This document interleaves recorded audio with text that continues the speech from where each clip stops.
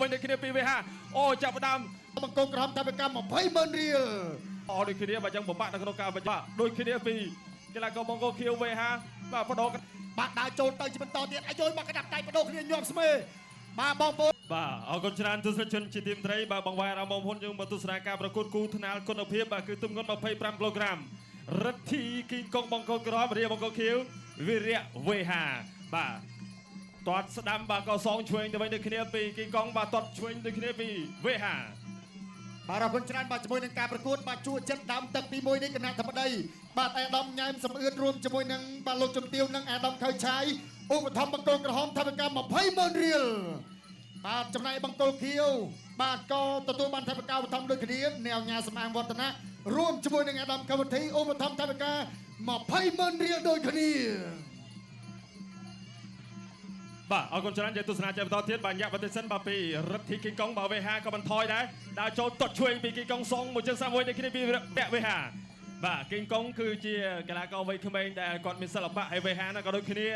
បាទសុទ្ធសឹងតែជាយុវជនជំនាន់ក្រោយដែលកំពុងតែត្រង់ត្រាប់ពីសាលាគុនពីគ្រូវត្តធ្វើយ៉ាងណាបង្ហាញសមត្ថភាពឲ្យអស់បាទជង្គង់ឆ្វេងពីគីងកុងសងមួយជង្គង់ស្នាមទៅវិញដូចគ្នាពីវិរៈវេហា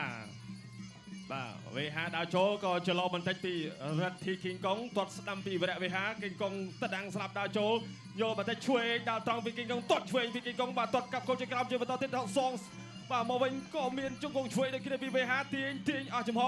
បាទលោកគ្រូក៏ចាប់ត្រង់ចាប់ញែកទាញក្មួយទាំងពីរមកកណ្ដាលសង្វេតធ្វើការប្រកួតជាបន្ត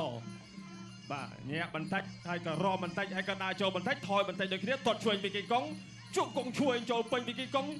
រុញចេញទៅវិញដូចគ្នាពីវិរៈវេហាបាទបន្តម្នាក់ឡង់ឆ្វេងបាទម្នាក់ទៀតអង្គស្ដាំបាទបន្តដើរចូលពីគីងកុងទាត់ស្ដាំពីវេហាដេញតាមវាយបានឆ្វេងមកដៃពីគីងកុងបាទដើរត្រង់ឆ្វេងស្ដាំបាទបន្តដើរចូលពីគីងកុងសម្លឹងបាទវេហាចាំត្រង់ទាត់ឆ្វេងពីគីងកុងសងស្ដាំទៅវិញពីវេហាចាក់ជង្គង់ឆ្វេងពីគីងកុងទាញក៏ចប់ទឹកទី1បាទចប់ទឹកទី1គុណច្រើនគូថ្នាលគ្រុតគុណខ្មែរទឹកទី2ដើរចូលឆ្វេងបាទទាត់ឆ្វេងជាបន្តទៀតពីគីងកុងសងឆ្វេងស្ដាំមកវិញដូចគ្នាពីវេហាអូចាប់ផ្ដើមសន្ទប់ញាក់វាយបាទអូហូលឿនណាស់បាទអ្នកទាំងពីរនេះបាទឲ្យតែប្រកួតជួចិត្តបែបនេះគឺថាថវិកាឧបត្ថម្ភបាទពីគណៈធម្មតីលោកនឹងធ្វើការប្រកួតជូនជាបន្តទៀតបាទដូច្នេះបាទអរគុណទៅដល់បាទវត្តមានអាដាមញ៉ែមសំអឿនអភិបាលខេត្តរតនគិរីនិងលោកជំទាវបាទរួមជាមួយនឹងអាដាមខៅឆាយឧបត្ថម្ភបន្ថែមដល់បង្គោលក្រហមថវិកា20,000រៀលបាទចំណែកអ្នកញ៉ែសម្អាងវឌ្ឍនៈរួមជាមួយនឹងអាដាមខៅវុធីក៏ឧបត្ថម្ភបន្ថែមដល់បង្គោលខៀវថវិកា20,000រៀលបាទអរគុណច្រើននេះគឺជាកម្លាំងចិត្តសម្រាប់បងប្អូនក្មួយទាំងពីរនៅក្នុងការប្រកួតបាទដើរចូលជាបន្តទៀតបាទពីគីងកុងរុញចេញបាទដល់ត្រង់ស្ដាំពីគីងកុងឆ្វេងស្ដាំមកវិញដូចគ្នាពីវេហាចាក់ជង្គង់ឆ្វេងបាទក៏មានសងឆ្វេងវិញដូចគ្នាមានទៅមានមកអត់ឲ្យលើអត់ឲ្យខ្វះទេបាទវេហាល្បីតាគីងកុងល្អហើយបាទខ្ញុំក៏មានក្បាច់មានក្បួននៅក្នុងការប្រយុទ្ធនៅក្នុងការទទួលដូចគ្នាតាំងគុំសម្លឹងមើបាទញាក់បន្តិចដើរចូលបន្តិចក៏ថយបន្តិចក៏បន្តចេញស្នេហ៍ដល់ហើយបាទស្ដាំថែមឆ្វេងពីគីងកុងសងស្ដាំមកវិញពីវេហាទាត់ស្ដាំជាបន្តទៀតពីវេហាគីងកុងគៀងឆ្វេងទាត់ស្ដាំបហាអត់ទាន់ដល់គោលដៅដល់ហើយទាត់ឆ្វេងគោលផ្លូវខាងក្រៅបាទពីគីងកុងចាប់គ្រាទាញអស់ចង្វាក់នៅក្នុងការប្រយុទ្ធបាទលោកអាញាកដាក៏ទាញមកកដាសង្វេតធ្វើការប្រកួតសម្លឹងមើលបន្តិចបាទថាតើដល់នាទីនៅបាទនៅអង្គប្រយុទ្ធទៀតញាក់រុញដេញតាមបាទឆ្វេងពីគីងកុងជង្គង់ឆ្វេងពីគីងកុងបាទចាប់គ្រាបាទចាក់សោជាប់ក៏ដើរចូលបន្ត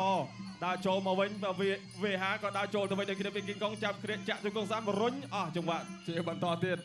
បាទអ្នកទាំងពីរនេះបើសិនជាវាបញ្ចោល្អដូចគ្នាបាទតែចូលឡាំរៀងខ្ទាស់ល្អដូចគ្នាបាទចឹងពិបាកនៅក្នុងការបញ្ចេញស្រីដល់ត្រង់ឆ្វេងពីគីងកុងសង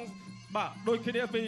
កីឡាករបង្គោលខៀវវេហាបាទបដូរក្តាប់ដៃចាក់ជង្គង់ស្រាប់ពីវេហាសងមួយជង្គង់ឆ្វេងទៅវិញដូចគ្នាបាទពីរិទ្ធីគីងកុងបាទទឹកទី2នេះក៏ទឹកទី2ល្មមទី3ដែលជាទឹកផ្នែកព្រាត់បង្គោលក្រហមបាទគឺកីឡាកររិទ្ធីគីងកុងរេបង្គោលខៀវគឺវិរៈវេហាបាទដើរចូលទៅជាបន្តទៀតឲ្យចូលមកកណ្ដាប់ដៃបដូរគ្នាញាប់ស្មេបាទបងប្អូនអ្នកខេត្តរតនគិរីសូមសម្លេងជូនក្មួយមួយបាទបាទប្រកួតនេះបងប្អូនយើងចង់បាននេះបាទបដូរកណ្ដាប់ដៃគ្នាបីមិញបាទធ្លាយថងប្រាក់ឯងបាទឥឡូវនេះបាទវត្តមានបាទអាដាមញ៉ែមសំអឿនបាទរួមជាមួយនឹងលោកជំទាវនិងអាដាមខៅឆាយឧបត្ថម្ភបន្ថែមតាមការបង្គោលក្រហម20,000រៀលបាទចំណែកឯបាទ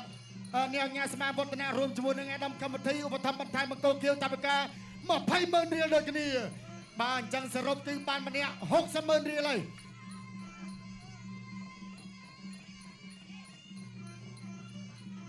បាទណែដោយសារតែឃើញបាទជាមួយនឹងការប្រកួតដ៏ល្អបាទដូច្នេះគឺវត្តមានអាដាមញ៉ែមសំអឿនអភិបាលខេត្តរតនគិរីនិងលោកជំទាវឧបត្ថម្ភបន្ថែមដល់អ្នកទាំងពីរថាវិការម្នាក់40,000 រៀលបាទអញ្ចឹងសរុបទាំងអស់បាទគឺ1 លានរៀលតែម្ដងណែកាន់តែមានកម្លាំងចិត្តហើយក្មួយបាទបានប្រកួតនៅលើសង្វៀនស្តង់ដារហើយបានថាវិការឧបត្ថម្ភបន្ថែមបាទដល់ទៅ1 លានរៀលសរុបទៅដាក់ចូលបាទពីគីងកុងរុញចេញវិរៈ V5 មើលមុខលកូនតិចហើយដាក់ចូលទៅបន្តទៀតបាទញាក់សម្លឹងមើលមួយបាទសម្រាប់បទពិសោធន៍ល្អដូចគ្នាគីងកុងចាញ់2 ដងវិរៈ V5 ចាញ់តែម្ដងទេបាទតតស្ដាំដាក់ចូលតតឆ្វេងបាទចាក់ជើងស្ដាំបាទកណាប់ដៃបាទទៅជាបន្តទៀតបាទធាក់ឆ្វេងកណាប់ដៃឆ្វេងកាប់កែងមួយបាទជង្គង់ស្ដាំលោកគ្រូផលបាយ័នចាប់ប្របែកបាទណែគេហៅថាប៉ັດជាទំពាំងគុនខ្មែរដ៏ល្អមែនទែនបាទកណាប់ដៃឆ្វេងស្ដាំចូលចាប់កាច់បវលរបស់កូនគីងកុងបាទពេលវេលាចុងទឹកអីមកឥឡូវទាំងគីងកុងទាំង V5 ចេញម្នាក់មួយស្នៀតជាបន្តទៀតចេញក្បាច់ពិសេសជាបន្តទៀតណែបាទក្បាច់ពិសេសមួយបាទចប់ទឹកទី3បាទសំពះសំតោគ្នាបាទក្នុងនាមជាអ្នកស្នងគុនខ្មែរគេមរតកជាតិតាមរយៈការប្រកួតពេញចំនួន3ទឹកជ័យជំនះបានទៅលើកីឡាករបង្គោលក្រហមរិទ្ធីគីងកុងឆ្នះបង្គោលខៀវដោយពិន្ទុ